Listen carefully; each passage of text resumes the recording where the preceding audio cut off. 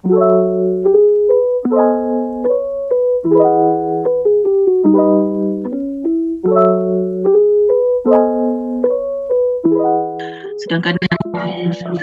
niat itu masih di dalam sifat melawan hukum yang subjektif tadi.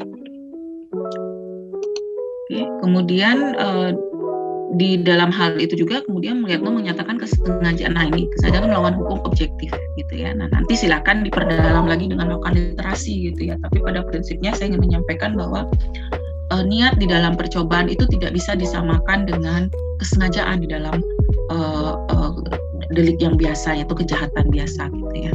Ada perbedaannya di situ karena dilihat dari melawan hukum, sifat melawan hukumnya seperti apa.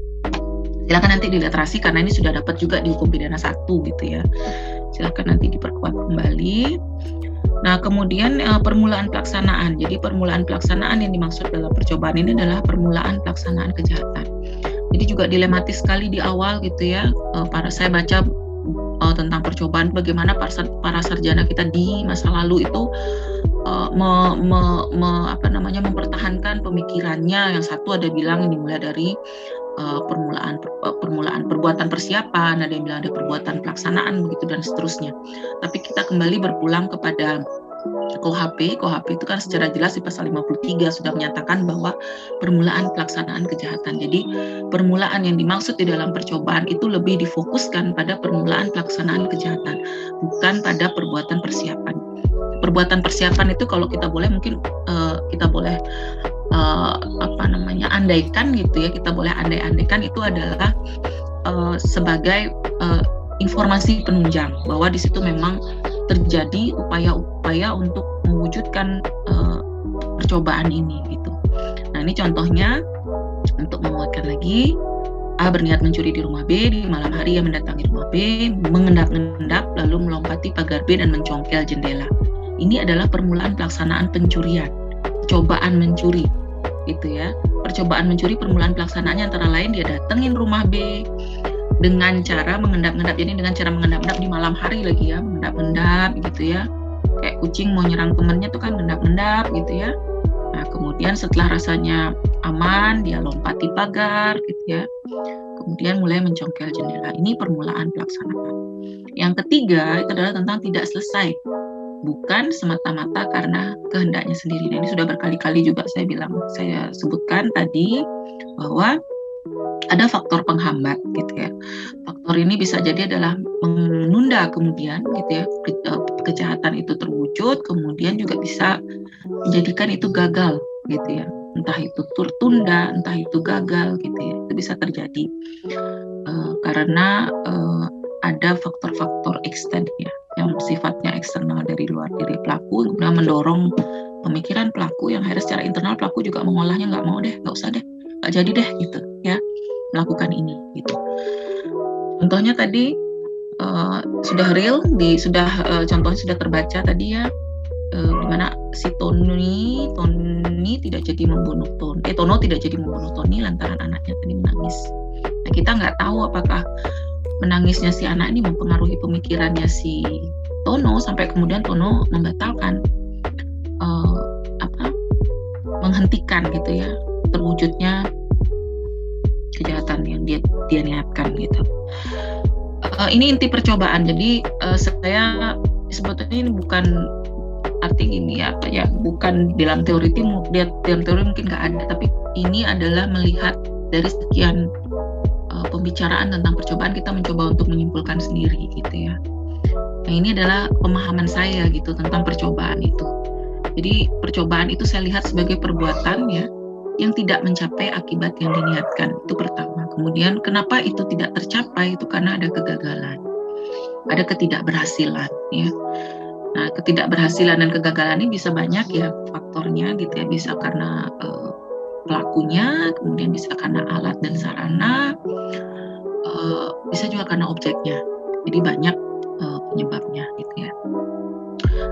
Nah, ini kegagalan itu disebabkan bisa oleh faktor eksternal dan internal gitu ya. Lanjut lagi dulu ya, ini cuma nguatin aja. Nah, ini lagi ada kasus. Ini kasus real sih sebetulnya, yang Gojek dengan Sakti Cyanida, kalau pernah dengar, saya rasa nih di tahun 2000 2021 atau 2020 gitu ya. Saya tidak menggunakan nama asli, saya pakai B saja di sini gitu ya. Jadi di kasus ini B itu menerima orderan. B ini seorang supir Gojek gitu ya, driver ojol lah bahasanya sekarang. Dia menerima orderan dari seseorang gitu ya, dia tidak tahu tetapi namanya teridentifikasi seorang perempuan gitu ya, untuk mengirim makanan berupa sate gitu ya, sate ayam gitu kepada seseorang di daerah Kapanewon Kasihan Yogyakarta gitu ya. Ketika tiba di tempat penjemputan, ternyata di situ dikatakan oleh perempuan ini bahwa yang mengirim sate ini namanya Hamid gitu. Jadi dia nggak pakai nama aslinya. Dia katakan bahwa sate itu dikirim oleh seseorang yang bernama Hamid kepada seseorang di daerah Kapanewon itu. Gitu ya. Akhirnya tanpa curiga kan B berangkat, namanya driver ojol, pasti dia mikirnya kan cuma nganter gitu. Nah, setibanya dia di rumahnya si B, setibanya di rumahnya di Kapanewon ini gitu ya, dia lantas menyampaikan sama pemilik rumah bahwa ada kiriman sate dari Hamid ini untuk si C gitu. Nah, karena si C ini sedang tidak ada di rumah, mungkin di petugas ya, karena dia ini katanya polisi lah C ini gitu kalau cerita aslinya gitu ya, tidak di rumah, akhirnya si istrinya ini menolak gitu ya, ditolak kiriman sate ini.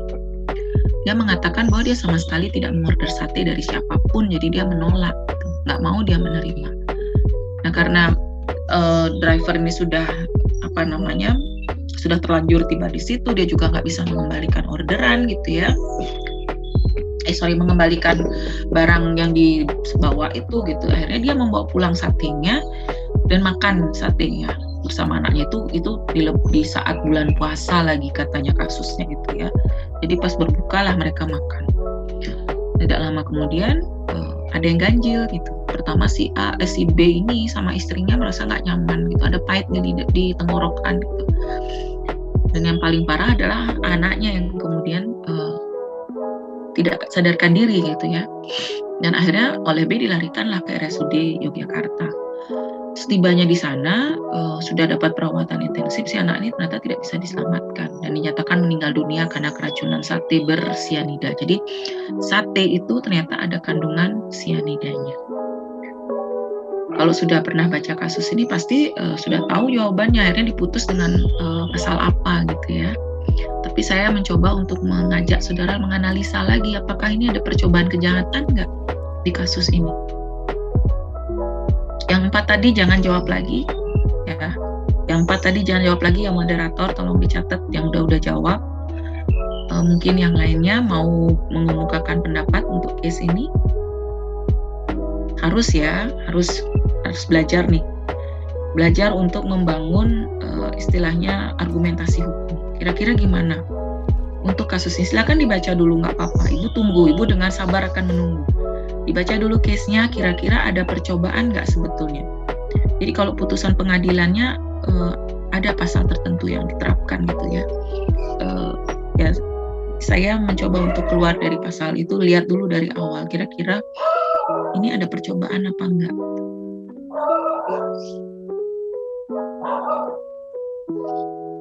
Tidak harus mengikuti putusan kalau menurut saya ya. Kita punya argumentasi kita sendiri dalam dunia akademisi itu kan, kita punya argumentasi kita sendiri ya. Kita bisa mengkritisi suatu putusan gitu ketika kita melihat putusan itu nggak sesuai rasanya gitu ya. Dan dalam contoh case ini silakan saya mencoba untuk mengajak saudara melihat kira-kira di sini ada percobaan nggak. Karena ini unik ya menurut saya gitu. Kalau saya tidak salah pikir, tidak salah melihat, tidak salah menanggapi kasus ini, ya ada hal-hal yang unik lah menurut saya gitu. Sekarang saya coba ajak saudara untuk mengetahui gitu. Kira-kira ini ada aspek percobaannya nggak? Ada upaya percobaan nggak di dalam contoh kasus ini? Baik, sudah ada satu orang Ibu yang mengaktifkan fitur raise hand. Apakah boleh silakan. Baik, kepada Andri Winata dari kelompok 1 dipersilahkan untuk menjawab pertanyaan dari Ibu Dika. Videonya apa suara saya terdengar? Coba diulang. Ibu agak putus-putus dengarnya. Baik, terima kasih atas kesempatannya. Sebelumnya apakah suara saya terdengar? Oke, dibesarin aja, dikerasin aja ya, Silakan lanjut. Oke, baik Bu. Ketika kita melihat dari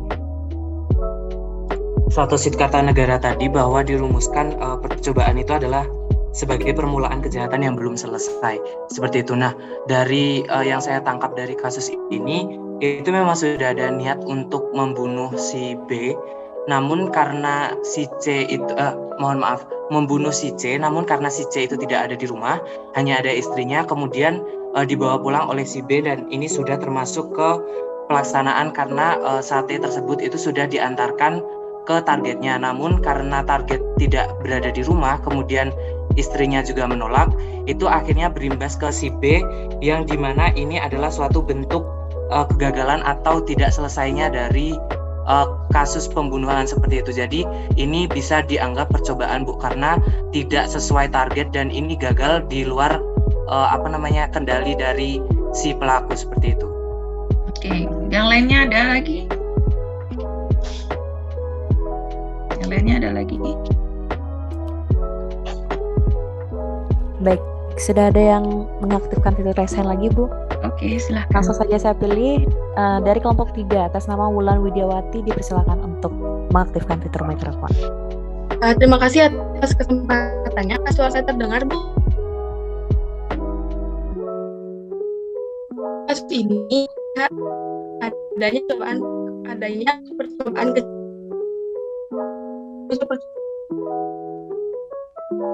bahwa A itu memang berniat untuk melakukan percobaan kejahatan tersebut ke C, namun tidak ada C kebetulan. Lalu permulaan pelaksanaannya pun sudah terlihat bahwa si H ini sudah mengirim mengirim sate tersebut melalui B untuk C. Namun tidak selesai karena ada hambatan, yaitu dari C kebetulan tidak ada di rumah, dan kemudian adanya istri C yang menolak untuk menerima orderan tersebut. Jadi di sini dilihat bahwa kasus percobaan tersebut sudah ada niat dan permulaan pelaksanaan, namun tidak selesai karena adanya hambatan dari faktor eksternal. Oke, ada lagi? Silakan. Baik, silahkan kepada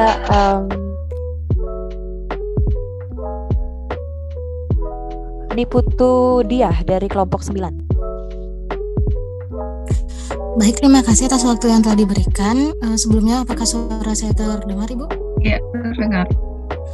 Baik, menurut saya dalam kasus Gojek dan Sate Cyanida ini termasuk dalam kasus percobaan kejahatan, di mana dengan unsur yang pertama itu sudah memenuhi unsur niat, di mana si wanita ini sudah berniat ingin membunuh si C dengan mengirimkan sate cyanida dengan menggunakan aplikasi Gojek, yaitu dengan perantara si B.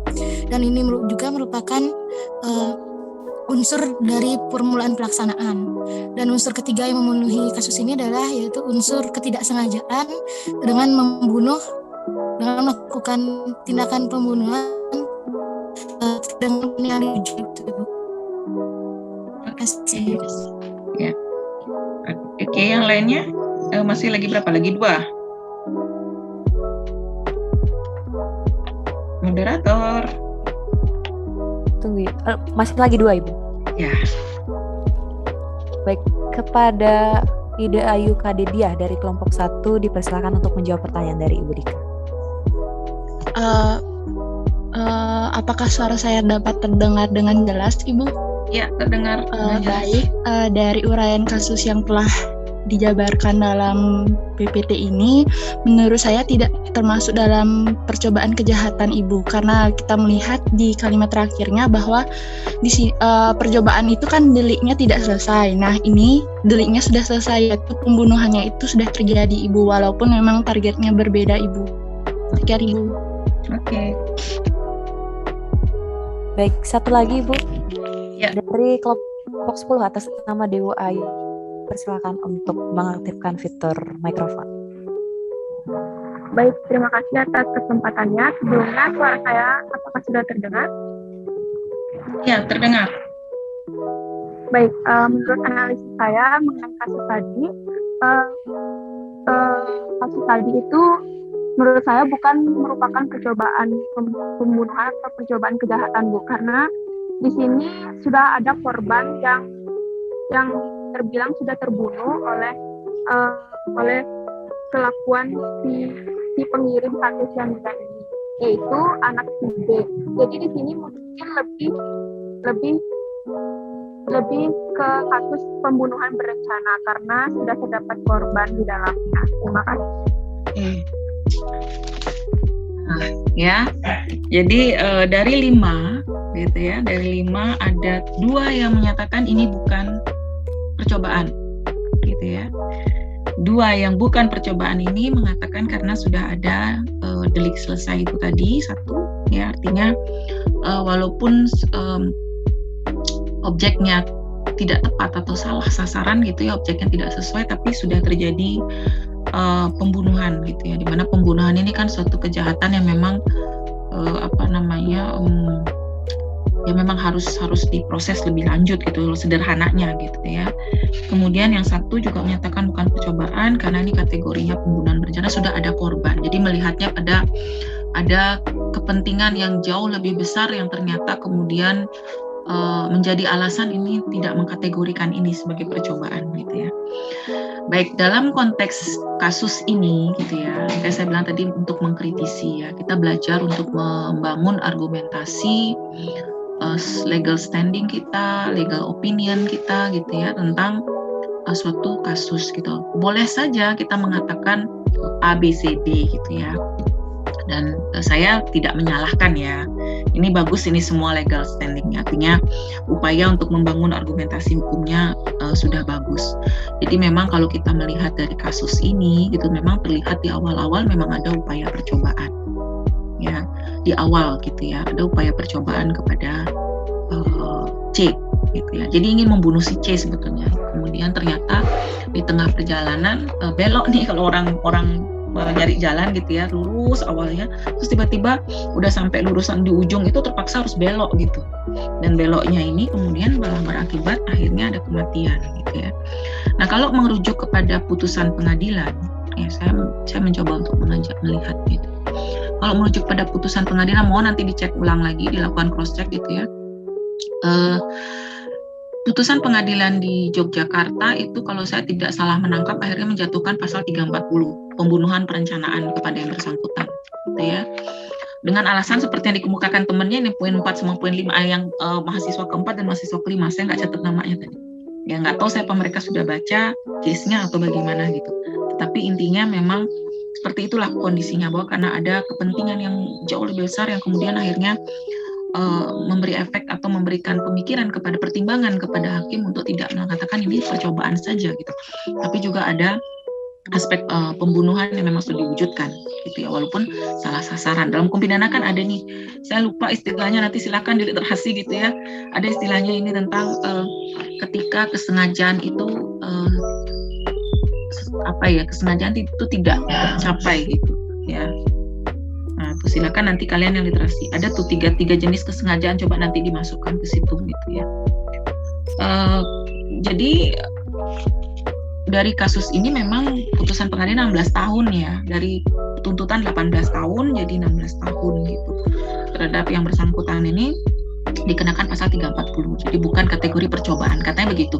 Tetapi memang di awal-awal kalau dilihat dari kasusnya gitu ya, ini makanya kita harus belajar untuk melatih yang begini-begini gitu ya. Ini melatih istilahnya melatih untuk melihat ada percobaan atau tidak. Misalnya nanti kedepannya kan aplikatif ya, aplikatif artinya kalian akan mengaplikasikan teori-teori ini di dalam kehidupan nyata nanti gitu. Makanya sekarang latihan pelan-pelan dulu lah. Ini sekarang ada 3, tadi Bu nggak nyalahin gitu ya, Ibu sudah bilang Ibu tidak mempersalahkan karena memang di awal ini terlihat bentuknya adalah percobaan, tapi kemudian di dalam proses pemeriksaan, nah kalau dalam hukum pidana itu kan tidak cukup hanya dengan dugaan gitu ya, tapi ada proses-proses kemudian yang mengikuti, seperti misalkan ada pemeriksaan pembuktian, ada pemeriksaan TKP, ada pemeriksaan saksi dan lain sebagainya, itu yang kemudian membuat suatu case itu bisa terfokus pada jawaban ini gitu. Contohnya ya ini, mungkin di awal kita melihatnya ini percobaan gitu ya, tapi kemudian APH, para penegak hukum mulai dari polisi, jaksa, sampai dengan hakim sendiri melihat ini adalah pasal 340 gitu ya.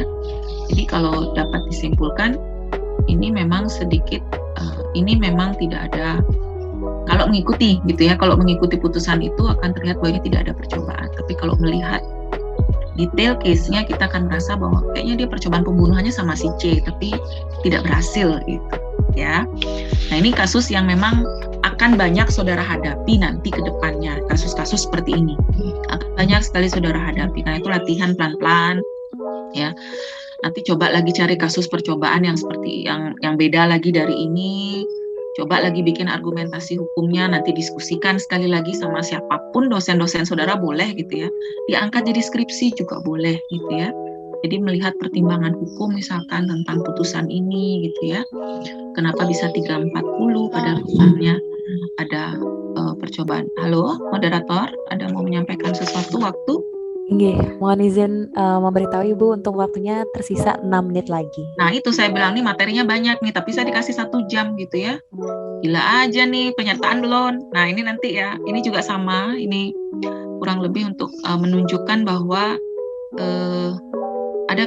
ada kemungkinan situasi percobaan juga seperti ini, ketika alatnya tertukar gitu ya. Tadinya mau beli kalium sianida. Kalium sianida itu yang memang bisa bikin racun sianida itu gitu ya. Kemudian ternyata yang datang malah sodium sianida. Ini yang bikin kita sakit perut gitu, diare. Gitu. Nah kalau yang seperti ini bagaimana gitu ya. Nah ini itu dikategorikan percobaan tidak mampu ya. Jadi percobaan tidak mampu itu misalkan berkaitan dengan, sebentar dulu. Saya minta waktu aja deh ya, nggak apa-apa ya nih ya. Yang pertama ketika, ini contoh-contohnya, silakan dibaca. Ketika seorang tunanetra itu berniat membunuh B dengan pistol, ini kan jelas ketidakmampuan pelaku gitu ya. Bagaimana orang yang tidak bisa melihat itu bisa membidik dengan pistol itu, kalau saya bilang nggak mungkin sama sekali gitu ya. Kecuali memang dia sudah latihan bertahun-tahun sehingga dia profesional, walaupun dia buta gitu ya, disabilitas, tapi dia punya kemampuan untuk membidik tanpa melihat, itu lain cerita lagi. Tapi kalau dalam realnya kan kita rasanya tidak mungkin gitu ya. Jadi ada ketidakmampuan pelaku, ini percobaan tidak mampu. Kemudian ini yang kedua juga ada percobaan ketidakmampuan alat, contohnya ini tertukar gitu ya, salah memasukkan, itu ternyata alatnya tidak mampu. Sampai ketidakmampuan objek, itu ketika terjadi kasus seperti ini nih, seorang wanita menggugurkan kandungan padahal dianya nggak hamil, dia ngira dirinya mungkin hamil, tapi ketika akan proses ternyata nggak hamil gitu ya.